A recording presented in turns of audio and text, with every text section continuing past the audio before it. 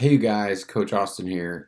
This episode of Coaches and Coffee, we talked all about doing a pull-up or different types of pull-ups and maybe different ways to get to a pull-up. So hopefully you enjoy it. Like, subscribe it, share it to all your friends, and enjoy. Thanks, guys.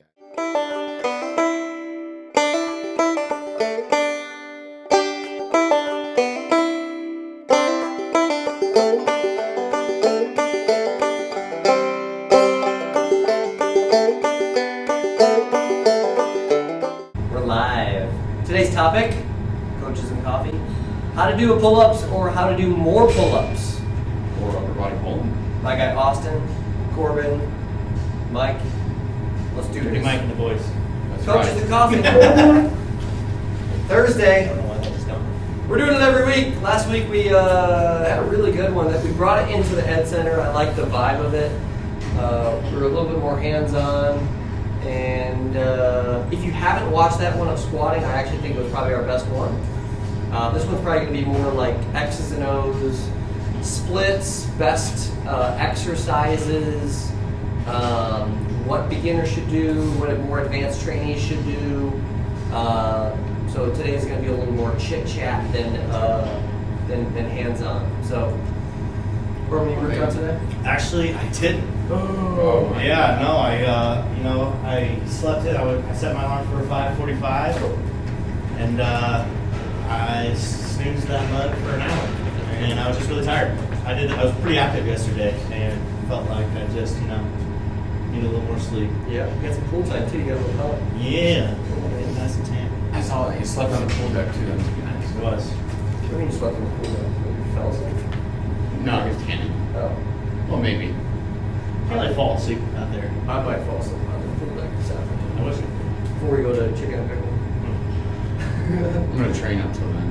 Austin, what are you doing? Or have you done? I haven't done anything. Well, I mean, I was active with the dogs because we got the new puppy, but I didn't necessarily go for a walk. I don't know. I think Calvin and I are going to work out at 1:30 today. I'm gonna work out at 1. Yeah, I'll Still work working on out. some of that stuff. I'm going to do Madison's spin. We're going to roll into another little spin afterwards. Spin and spin. She came to surrender last night. Oh, yeah. Wednesday, I surrendered with Dre. Yep. She's back to running. She, speaking of Dre, there she is right there. Yeah. We're literally just talking about that girl. Holy cow. So pull-ups. I was talking to Corbin about this. I've done a couple of 12-week cycles with people where they've done either no pull-ups and we're capable of doing like 5 to 6. Generally, I'm getting people to do about 5 or 6 pull-ups in a 12-week block. Okay, if that's their focus. And so today, I want you to come into this conversation thinking how to either do a pull-up, do more pull-ups, or do more load, like a 1 rep max. How do you add load to your 1 rep max? So there's kind of 3 different things that we're doing here, okay? And then once again, there's pretty little snowflakes in different case studies. We got beginners all the way to more advanced trainees, so we'll kind of try to span the spectrum of individuals, but I think we should start with beginners. Like, where should beginners start? Just trying to do. Just trying to do We're it. trying If they to can't do they any pull-ups. They can't do a pull-up. Well, like a really So- easy, like, let's say I'm teaching an alpha and it's somebody's first time to class. They haven't worked out in so long. They don't Yeah. have a lot of upper body strength to do pulling. I mean, a really easy thing to like step down to is like an inverted row. Yeah. Just like where you put the barbell up and you kind of hang underneath it. I know we Yeah. don't have a rack in here or anything, but I know that's technically kind of a different angle, but what we started to do, this is kind of Kellen's idea, if you raise the barbell up a little higher and sit your butt straight underneath it, Oh, yeah. you can still kind of get the same sort of pull, but We do you that on the Smith machine, too. yeah, you can do that on a Smith Yep. machine too, but in class, that Yeah. kind of stuff. That's a really, most of the time, you can get somebody in a position to do some pulls, Yeah. And as a you mean specifically a pull-up like thing? correct, Yeah. like an actual pull, Getting like them kinda this used to the motion, movement. yeah. So what I think is important to understand is a pull-up is considered a vertical pull movement. And what he is suggesting is that there is a spectrum or a pull-up hierarchy, okay? So a pull-up would be the top thing that we're trying to achieve. Then there's things like deloaded, inverted pull-ups, horizontal pulls. And then I think that we should continue with this conversation about exercises like that, like lat pull, pronated wide, supinated, neutral. Okay? Assisted. Yep. I want you to think like bubble gum right now. Like we got dumbbell pullovers. Dumbbell pullovers, I think, are really good for teaching the tension that you have to be able to create. Lat pull down. A lat pull down, a straight arm lat pull down, and ab wheel. I actually think that an ab wheel is actually really good for creating the tension. Okay. I think Corbin and I were talking about how he doesn't do. He does a little bit of core work, but he doesn't really do core work. I did do 3 sets of ab roll outs on Tuesday. You just told me to do core work. I just did it for the first time in like 4 years. But like my abs are still pretty sore. I only did 6. Well, my point is, like, you do deadlifts, you do pull-ups, you do all these big things that recruit your abs. And when you do a pull-up, well, I actually did what's called a lean away. So you push out and you slowly, eccentrically lower yourself. My abs were so sore the next day. I did 4 sets of 5. They were so sore as if I'd done a bunch of core. And so you don't have to do core to get strong abs. Okay. Well, that's like a whole different or rabbit visible hole. abs. Yeah, I think most people think they need to do core to get visible abs. And that has a lot to do with like your body fat percentage. It's like a totally different thing. Like that's a really that's a whole other episode. Which also can play into factor of you doing a pull up, right? Is total body weight. A lot of times, there's guys that are super strong, at 230, 240, or that they can't do a pull up just purely based on how much they weigh, right? Or on the flip side, a beginner that maybe needs to drop, 20 to 50 pounds, let's say, and get stronger at the same time. Like you can't expect that pull-up to come, not until you at least drop a good half that weight that you need to lose. So 2 things on that. I think that you work somebody in a 12-week cycle and they're down 10 pounds. That's like taking a 10-pound dumbbell. Oh yeah, sure. So if you're testing someone's 1 rep max, if they can do a couple pull-ups, try to get their 1 rep max, because let's say it's their load plus the 10 or 15 pound dumbbell. So let's say somebody weighs 150 pounds plus 15 pounds, that's 165. That is their max load that they can lift, like a bench press or a squat or a deadlift. If they lose 10 pounds, they're down to 140. But so if you put that 15 pounder on there and they can only get that same weight, they've actually gotten weaker. Right. I want everybody to understand that they've actually gotten weaker. So they should be able to do more load. Okay. So I think it's very important to understand. Yes, there's benefits in losing weight, but there is benefits to testing your maximal 1 rep, what you can do. Yeah. For sure. So, what else I wanted to talk about was in programming, if your pull-up is what you're trying to accomplish, it's your 12-week goal. Generally, I'm choosing 1 upper body movement to improve. In this case, we're going to do the pull-up. And then I generally choose 1 lower body exercise that I'm trying to improve over a 12-week cycle. Let's call it a squat.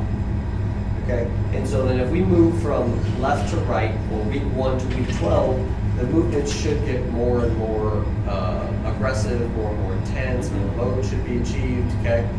So I think that that's very important to understand. I think that Corbin said that he wanted to talk about splits.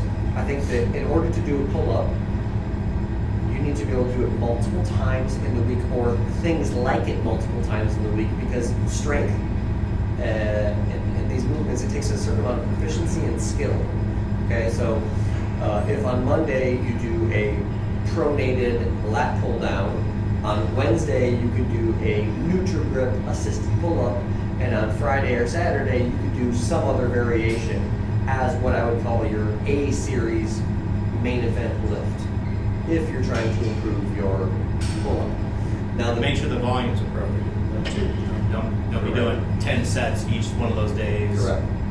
More like maybe 2 to 3 each one of those days, and kind of see what your fatigue is and see what that stimulus does to your joints. Start with 2 sets Monday, start with 2 sets Wednesday, 2 sets Friday.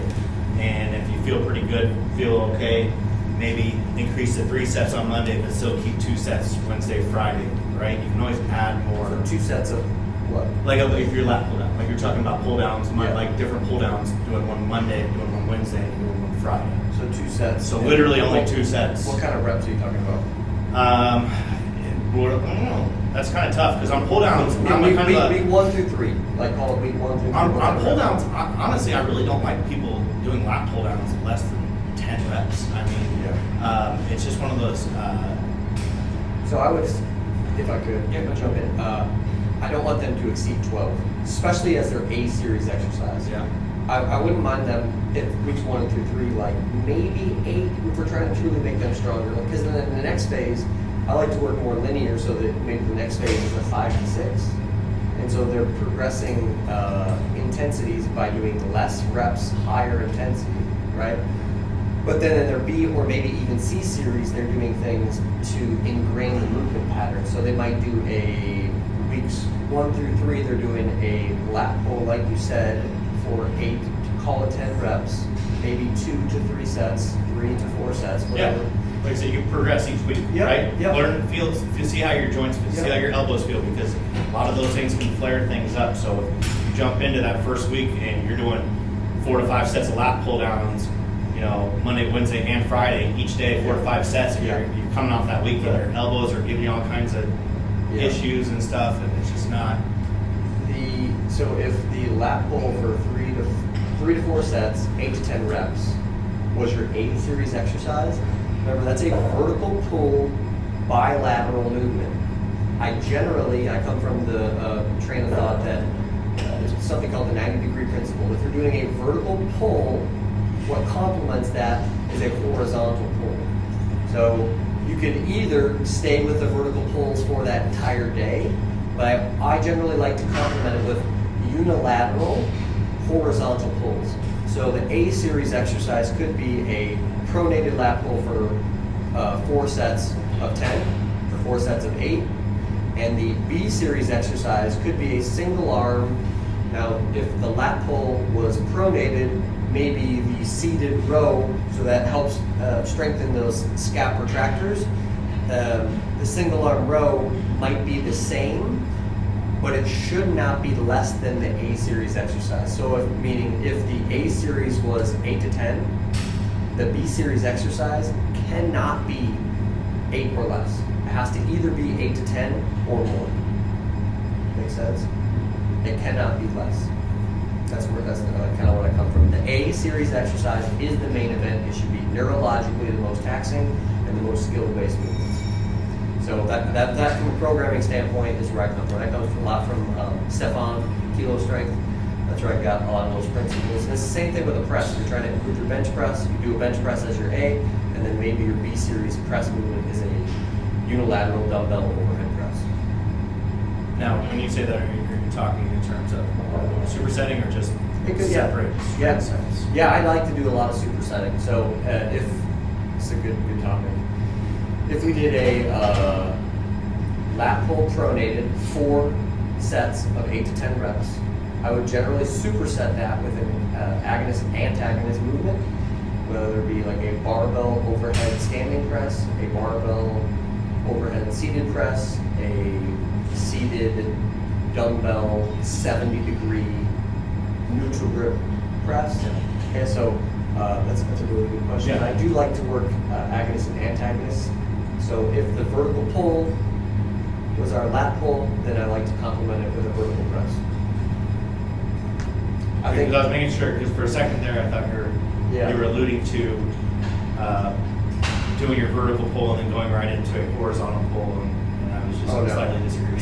Yeah, no. So I just want to clarify that. Yeah, just make sure that's more questions the better. And I think it's not Austin's the right way. I think we all come on this coming from different backgrounds, and nobody's wrong. We've all seen different case studies and had different results and with different people. So let's see if there's any comments on here. Austin's at work. I hear it. Yeah. What would he say? Let's get it, boys. Who's flexing Hulk? Big Booth joint. Hey. Booth. Let's see. Garrett's watching. Blair's watching. What's up, crew? Garrett just did a session with me today. Who did? Garrett. Oh, nice. Yep. Nice, Garrett. So we just did the first phase. Let's call the first phase 4 sets of 8 to 10. Where would we go in the next phase? Okay, so that the first phase might be. I want to add something real quick to beginner stuff. Yeah. I think this is super important because a lot of people just get in this mindset, especially, you and I were talking about this pool, especially I think females really just want to do a pull-up. It's a feat of strength that they feel like they need to accomplish, which I think is totally cool. But I think it's also very important that they're doing it correctly, right? And they're not just using their biceps to try to jerk themselves up over the bar and then just come down part of the way, right? Learning how to utilize full range of motion, I think, in the beginning of learning how to do a pull-up is huge. Whether it's doing, like I know you like to have clients do a lot of isometric holds at the top. And then what I would do from there is, have a client start literally at the top of the bar and then maybe do some slow eccentric negatives, right? Yeah. And then also learning how to depress your scapula, right? Learning how to keep your shoulder blades down when you go to drive up into a pull-up so that you're not doing one of these numbers, right? Because that's what most beginners want to do is they want to kick, right?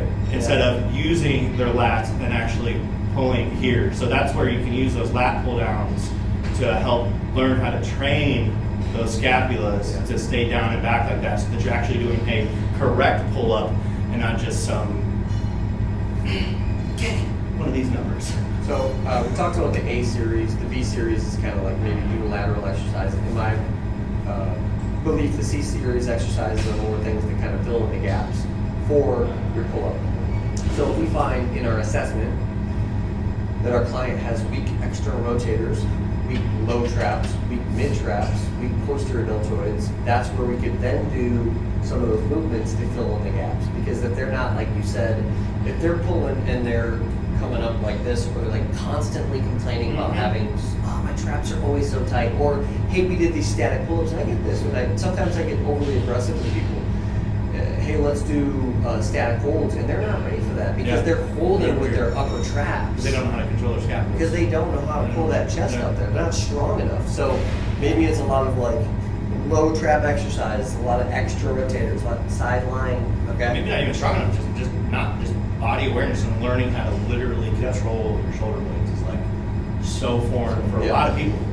Yep. Traction, protraction, elevation, depression, right? Yep. That's important. Huge. So I wanted to get to that second phase, but I think it's also important. You mentioned like if we first get an athlete, I also like to assess where the athlete is in week 1, and then on the 12th week to be like, look, you started here, whether it be like body fat percent or how fast they can run a mile, how many push-ups they can do, or what they can do for a pull-up. If they can't do a pull-up, sometimes I like to get them to see how long they can hold there. If they can't hold there, how long can they hold on a bar? Which leads me to my next thing. Grip strength and holding onto a bar is a very important part of a pull-up. So doing farmer's walks, suitcase carries, heavy hex bars. I remember my boys are now 7, and each of them can do about 5 pull-ups. When they were 2, I got them holding onto a pull-up bar. And then by like 3 and 4, they were going across the jungle gym, right? So they weren't doing pull-ups at that age, but they could hold themselves. Right. So you never know where you're gonna have to hold yourself off a cliff. that's You know what I mean? That's functional. true. This is so Functional. So functional. Which brings me to my next point. Yeah. This is a survival. This is And I mean, actually about like, survival. We're gonna bring it back around. We're talking about a really weight. good, speaking of like farmer's carries, unless you're going to do them, I guess, standalone, where I like to put them in is if I'm just doing conditioning, because it'll really test my grip. So if I'm not like Corbin would ever get on the rower, like you might do stairs separate to farmer's carry, but that, I've been doing my single leg box jump. But like I will do like rowing intervals and then in between do a farmer's carry, because then that's really going to work my grip. That's a lot of pulling at the same time. So let's make sure that everybody understands this. You're going to do your squat, deadlift, bench overhead press, cleans and everything like that. Then you're going to do your conditioning on the back end of the workout, and that's where you're going to add your grip strength exercises. 100%. Correct. Because this would be just rude for your deadlift and not good for all other things. It would compromise everything else after that. I mean, that's why, like, especially, we all come from different backgrounds, but like myself, coming from maybe like the alpha background, or heaven forbid I say the C word on here, the CrossFit background, I like pull-ups for work capacity. I'm trying to be a recreational person in a lot of different domains, not specialize in one thing, if you look at it that way. So you float into things like a little more gymnastic skills, right? Like having somebody, once they have the capacity to do a strict pull-up, or I'll argue with some coaches, even if they don't, teaching them to do a kipping pull-up does allow them to get more volume if they know how to control their body and that kind of stuff. And then, you start to teach them more things to use their body and like spatial awareness. Then I have the capacity to do a lot more, in a workout. And, because the way my training's set up, maybe not for every like one-on-one, but like you do some sort of strength, and I'm gonna do a Metcon, and then at some other time I'm gonna do my auxiliary stuff. That's enter farmer's walks. Right, enter, exactly. Unless it's in a workout. I still want the skill to be able to, if they tell me to do like thrusters and pull-ups, like very common workout is Fran, it's a benchmark workout, 2159 thrusters and pull-ups, I want the capacity to be able to do that. And if I do kipping pull-ups or butterfly pull-ups, unless the workout states, I will blow anyone out of the water that's trying to do strict pull-ups. Like it won't. You'll run out of steam faster. Here's a pull-up question, kind of along the CrossFit lines. The Murph is coming up. Correct. And pull-up is a part of the Murph. Is it 100 pull-ups? So there's a lot of different ways you can do it. So the Murph is 1 mile run. Yep. Without partitioning it, it's 100 pull-ups, 200 push-ups, 300 air squats, and then a mile run on the back end. And the hard part is it's technically written to have being in body armor, so like a weighted vest. Yep. So what things are you doing to improve specifically your pull-up in the Murph? This is for reps. This is for so we're talking, and I have never done it. There are people that do like 10 rounds, like in the middle, they do like 10 rounds of 10, 20, 30, and then at least they're changing the like modality every time, like going through rounds. I've never done that. I've always done it unpartitioned, because the purpose of the workout is to put yourself through some suffering for what like Michael Murphy did. So I always choose the hardest way to do it, which is unpartitioned. Yeah. And which has the highest likelihood of rhabdomyolysis. What'd you have to do? Dude, you want to take me an hour to do it. You want to talk about like, I honestly, do you want the hardest part of it is the squats, and everyone laughs at me at that. I'm like, do 300 air squats after all that in body armor. They're like, well, it should be easy, because I'm like, not when you get there. It's like, sucks. I mean, but you know what? I'm starting to, this last like 3 months is when I started to put the vest back on when I go hiking. I actually did a workout not too long ago that was like 8 rounds of a 200-meter run in a vest, and then like 5 pull-ups. I'm starting to frequency, because I at least, maybe somebody else that watches me doesn't think so, but I've always been really comfortable on the pull-up bar. Like I like doing butterfly pull-ups, I like doing muscle-ups, I like that kind of stuff, because I've just had the upper body strength. We do a lot of pulling in like functional fitness, that's a better word, so we don't use the CrossFit word. But frequency, you start to increase the volume, actually start to load yourself, like put the 20-pound vest on. Are you gonna taper? No. You're not gonna taper? No. Because you never know when you might be attacked by a bear. No, because that's not what I'm training for. That's just a workout with a training cycle. He's built different. Garrett. So we got probably 3 minutes left. If there's any questions, hit us up. If you are watching this and like it, just leave a comment. Like it. It's actually on YouTube. Subscribe on YouTube, because then at 50 subscribers we can go live on YouTube. What? That's sweet. What was I gonna say? Oh, one last thing that I want to relay is generally I work slower from week 1 through 3, and then I work faster in the final phase. So what that means is that there might be more Corbin said that I like to do isometrics. I like to do a lot of isometrics because I think it improves the mind and muscle connection, and generally with isometrics you get people doing a lot of load, so which helps with them being stronger. But in the first, call it 1, 3, 4, 5, and even 6, there are slower eccentrics. And then as you progress, there are faster eccentrics, so that way we can actually train our tendons to help us out.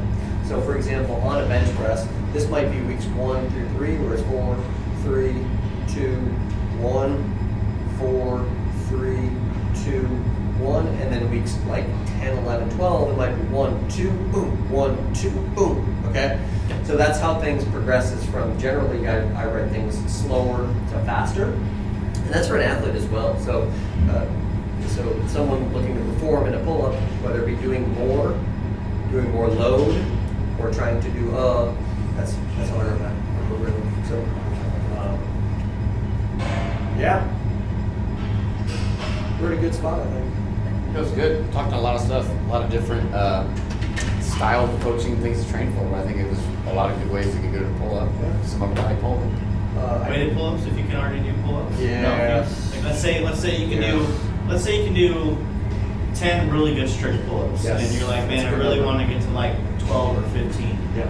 Right? Adding like 10, even 10 pounds, 20 pounds. Like it doesn't need to be, you don't have to be that guy that slaps a 45 pounder on there and does their best. I mean, literally add 10 to 20 pounds. Yep. Maybe three sets of 5, 3 times a week, Well, and slowly adding. You don't want to set yourself up. I'm big on when it's starting a program, and I think everybody is. I mean, everybody sure probably has the same thought process. Is if I'm doing 3 sets of 5 with a 10-pound load, I'm picking a load in which I could probably do maybe 7 or 8 reps at, but I'm staying with 5, right? Yeah. So that there's ways for me to progress from week to week. Whether that be next week I go 3 by 6, or I still do 3 by 5, but now I'm going to add 5 pounds to that 10 pounds. Just keep quality. Right. You're not going in the reserve. You're not taking yourself to failure. And the example of that, what he's trying to say, this is very important information. To retain the skill of the movement, you don't take yourself to failure earlier on in the sets. The equivalent would be, hey, you've got 6 400 meters on the track, and you go out in the first 2, and you run so fast, and then 3, 4, 5, and 6 are crap. So that's like on the bench press or lat pull. You got 6 sets of 5 reps or 5 times 5, like, and you go out way too hard, and then everything after that is crap. So It's the same thing. All day, every day. It's the same thing in an alpha class. If we have like an EMOM that's 15 minutes long, and I say, hey, if you crush the first 3 minutes, and then you can't even finish the next 12, you destroyed the workout. It's the output that you can repeat over and over again. Yeah. And then we slowly raise that work capacity up over time. That, and I think it's great for your mental state when it comes to these things, because I mean I've done it before. Yeah. Well, no, I'm just saying like I've done it before where it's like I've done like till failure, and then the next week I'm like, man, I did 8 of these last time, and why is this so much harder? But if you actually program it out, and each week you're not missing a rep, whether this be on a I see it all the time with like guys that bench press. They'll be doing sets of 3, and it'll be going great, and they're like, man, I just want to add another 5 and just see how it goes. And then they don't get their 3, and they're all pissed. And they're upset about it. That's a miss. That's because you went outside your program, and you. Yeah, actually, speaking of that, Kellen and I had that conversation the other day. I'm like, hey, we gotta quit ego lifting. Yeah. We're supposed to do 5 sets of 5, and the last 2 are like, let's see how heavy we can go. Like, relax. Be patient. It'll come. All right, I'll get to my next client. Crew, that was a good talk. Let's bring it in. Coaches and Coffee on 3. Pull up. 1, 2, 3. Coaches and Coffee!